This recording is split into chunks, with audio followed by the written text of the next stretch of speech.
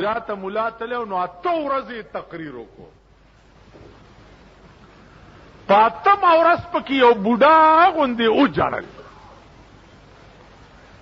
چې وی جړل نو د مولاړه کې خیال وکړو چې والله سر پې وشو.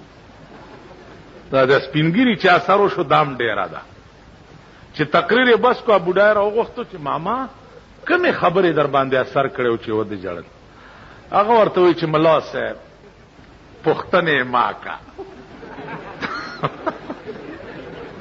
پختنه ما کا اوی چې نه ما خو مسلې ډېرې وکړې کنه پتا کومې مسلې اثر کړې.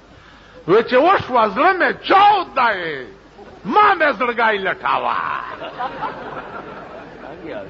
ما مې زړګای لټاوه. وی چې نه ما خو ډېرې مسلې وکړې پتا کومې مسلې اثر وکړو. وی چې ملا صاحب مسالو خلاقه پویم ما یو ورغومای و ورغومای پیژنئ چیلې د چیلې بچی ته ورغومای و یا پریدای جبک ما یو ورغومای و ډېره پستا ګیرای و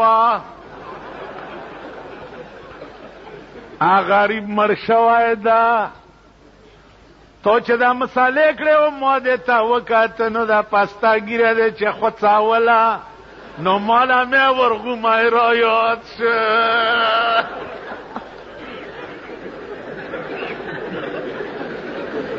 نو ملا صاحب په مسالو نه پوهېږم کاما کلیم ژاړو مې په ورغومې پسې کړې دو.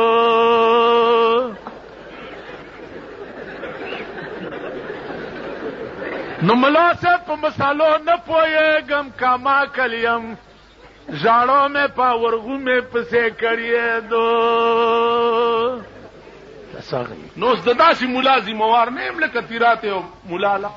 قاضي صاحب خیال وکړو چې که دا خو عالم خو دی او که د ده چرچه د علم وشوه بیا زما معتبري ختمېږي.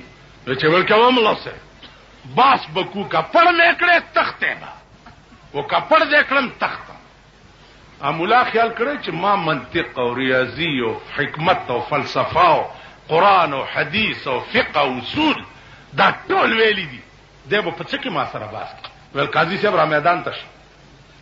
چې را میدان ته شوی دی چې داسې لویه کرښه یې اچولې ده او پې د پاسه دا څه شی دی.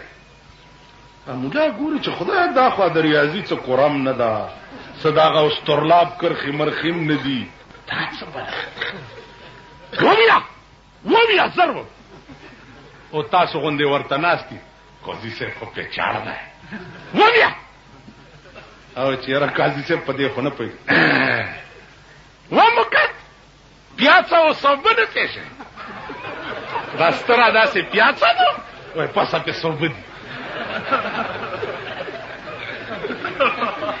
تاسو ورته څه چې خدای دې مېله سپېراکه دا څنګه ملا وایي چې پندستان کې د سبق ویلی ده پیاڅه او صوبه نه پېژني. نو دې خوا وګورئ قاضي صاحب ته وی چې درېم سوال مو کجي چې خلاصې کېږي داسې داسې کرښې اچولي کږې وږې لکه انګریزي چې لیکلی شي. ویا دا څه شی نه اردو ده نه عربي ده. وی قاضي صاحب والله که په دې پکې بیله د سپېره شی غوڅکي متیاز یې نه پېژني غوڅکای چې متیاز یې کي داسې داسې کږې وږې. ویل قاضي صاحب درېیمه مو ووایه چې بس زه تختم. وی چې درېیم سوال دا دی چې ټاپ ټیپ ټوپ وویه زر وویه. هغه والله که په دې م پوهېږي چې بیله د سپېره شی غوڅکي سوټه نه پېژني. اول چې راولوېږي ټاپ بیا ټیپ بیا ټوپ. دا زمونږ ملک دی. ما نیکو ماښام مونځ کې امام پسې زه ورسره ناستم او دیم ناستو امام چې 3 رکاته پوره شو څلورم ته پاسه نو دی ورپسې رستو نه آواز کوي چې پورا دي.